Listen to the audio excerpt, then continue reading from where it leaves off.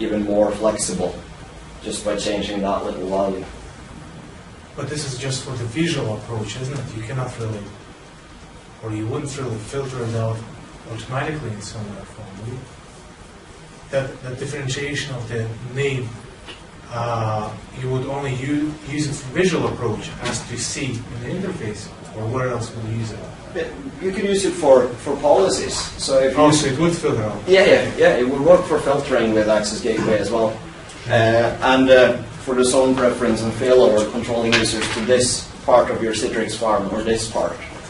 So that makes it even more flexible approach than what you already have. Yeah, so you might have users coming in externally on one web interface site, and they get a set of preferences, not only using Citrix but AppSense or Rails. You can change the desktop round if they're coming in externally.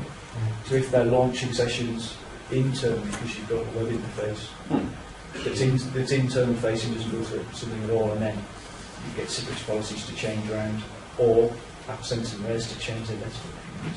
Yeah, absolutely.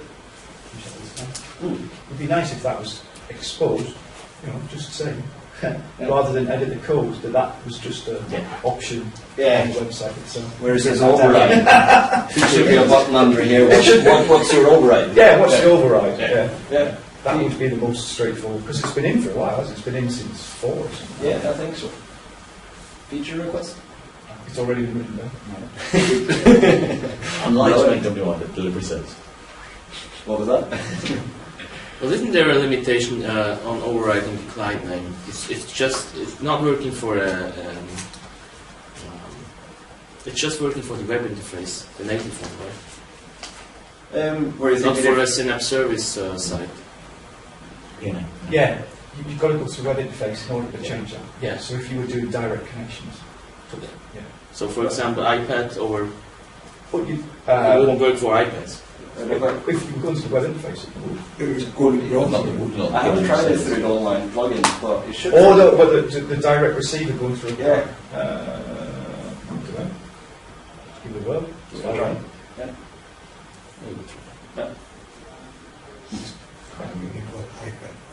If it's the same file in the online plugins or services site, it should work. Can't see. Yeah.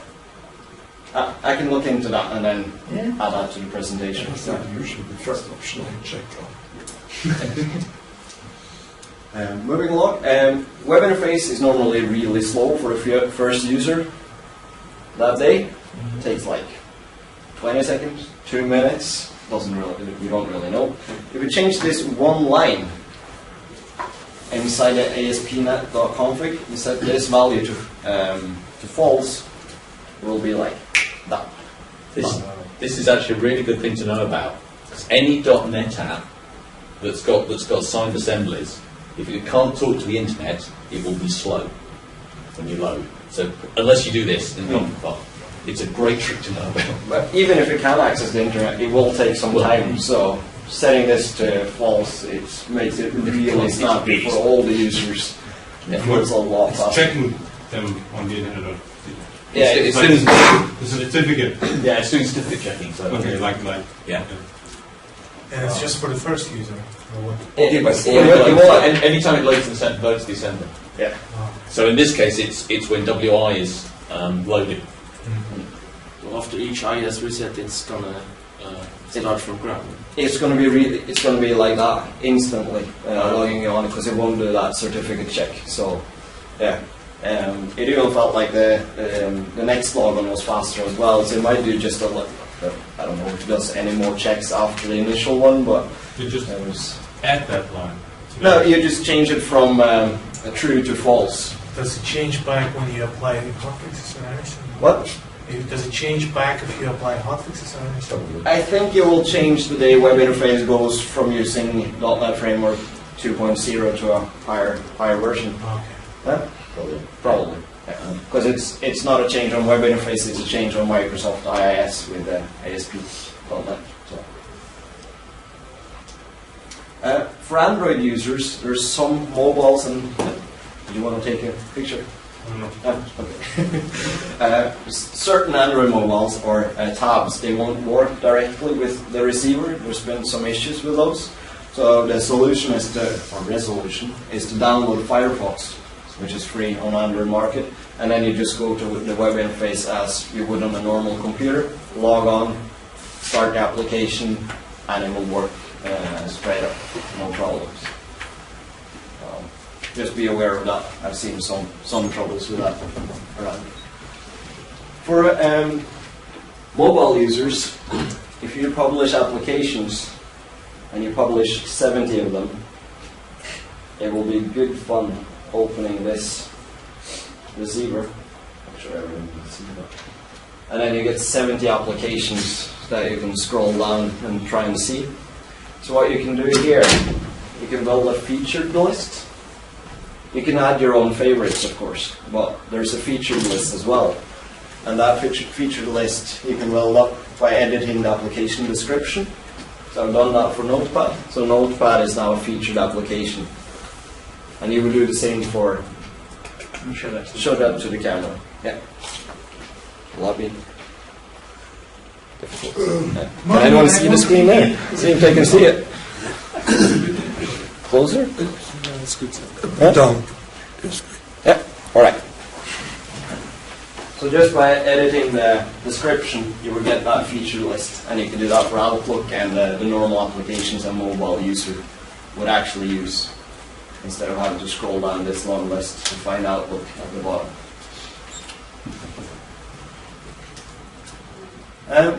There's an issue with Web Interface 5.4 with Firefox. So workspace control and client deployment is not working, and there's no fix at the moment. That's an official statement. So unfortunately for Firefox users, there's an issue at the moment. Hopefully there will be a fix, and there's a new web interface or Firefox 4.0. There's something changed in Firefox 3.6. There's a Mozilla plugin. All right. A plugin for the Mozilla set of browsers which broke. I'm not quite sure. I can't remember when the fix is coming. All right, but it's on the way. Yeah. Hopefully. Yeah. Somewhere. Somewhere in the horizon. Things happen somewhere in here. But just be aware of it. And now that people are migrating to Xenop 6 building new farms, you want to use the same web interface for all your users. And then when you start publishing the same applications from both the old farm and a new farm, you will see them twice. So Notepad, or Outlook, and the user's like, which one should I pick? This today and that one tomorrow? Don't know. We can solve this by editing suppress duplicate resources. We put that value to on, and then the farm set as number 1 will be the one showing that application.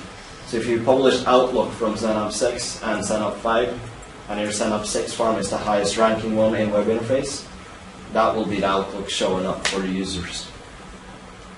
Java? I thought about using it in a different way, because I would like to have like 2 farms completely separate, and but having only one icon.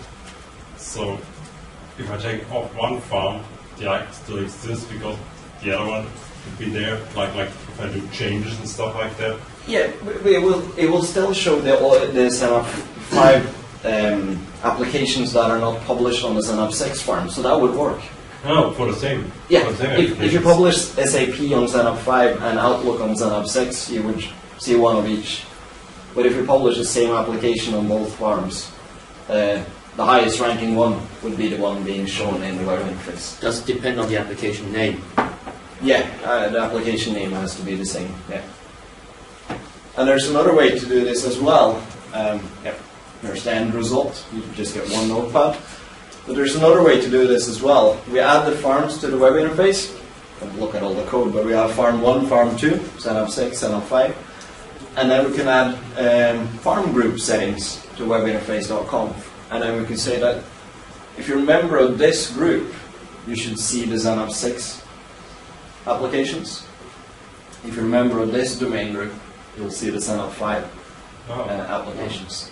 And you can even add a comma, and you can add several groups as well. Oh. So if you're a member of both groups, you would see applications on both farms. If you're just a member of one group, you just see one farm. That's quite neat. And you could combine it with suppress duplicate resources as well. And these settings are not in the console. These are just in the web interface config file. And then one thing I've looked at is pass-through. How many uses pass-through? So the user just logs onto the computer and then it's passed through to the web interface. Quite a few, yeah. And I wondered for a while why do you have to add it to trusted sites when you're using the web interface? And the reason being is that if a user goes to a web interface you don't control, users could potentially send their username and password to someone else, because that would happen automatically. So when you're using the web interface and not the services site, you need to add it to their trusted sites or a local internet zone. Just be aware of that. If the users are able to add trusted sites themselves, they could potentially add someone else's web interface and send off their username and password.